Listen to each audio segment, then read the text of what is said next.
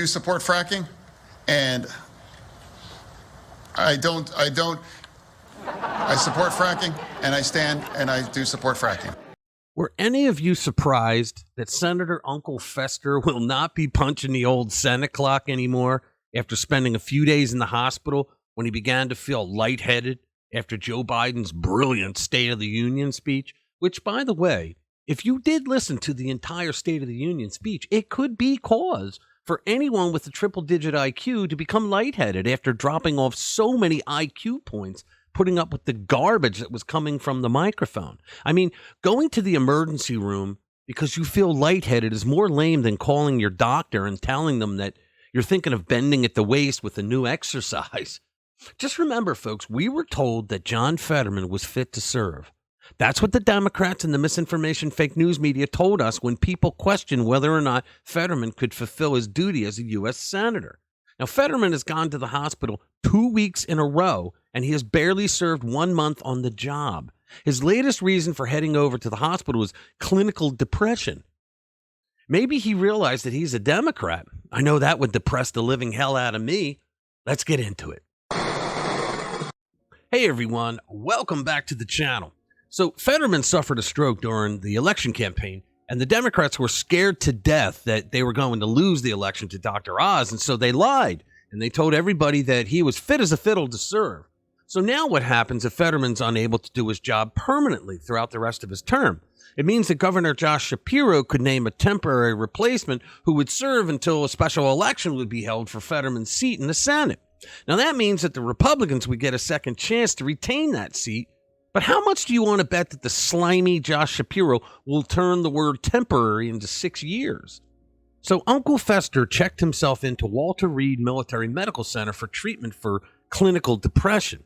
And you would be depressed as hell too if your wife forced you to run after suffering a near-fatal stroke.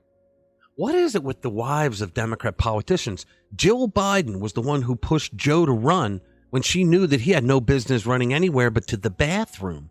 She wanted to be first lady so bad that she didn't give a rat's ass what would happen to her husband with all the stress of running. I mean, look at all the time he spent in that basement.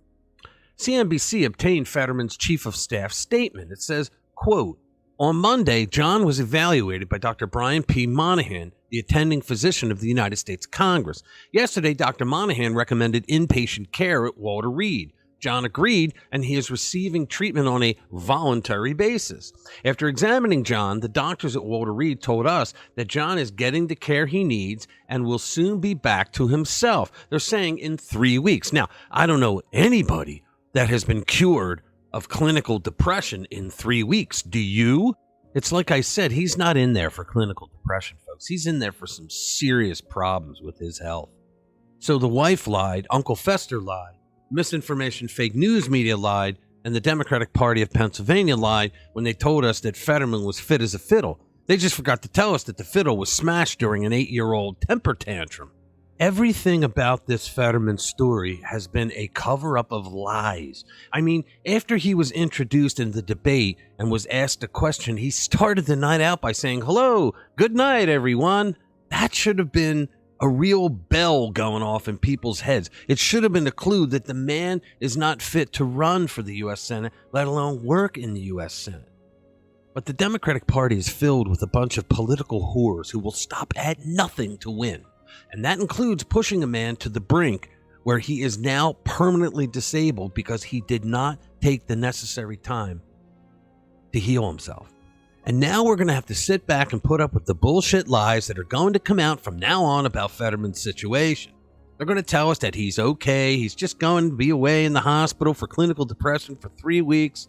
Nothing that bad. He'll be back right as rain. He'll be able to do the job, no problem. And they will push these series of lies all the way up until the minute that the guy either drops dead or they have no other choice. They have to admit that he's unable to do the job. Knowing the Democratic Party, they will probably put his creepy wife into the seat until the special election, or 6 years, whatever the slimeball governor decides. Okay, thanks for watching. If you want to support the channel, go to rpwmedia.com, read all of our stories. Thanks for spending time with us. We'll see you in the next one.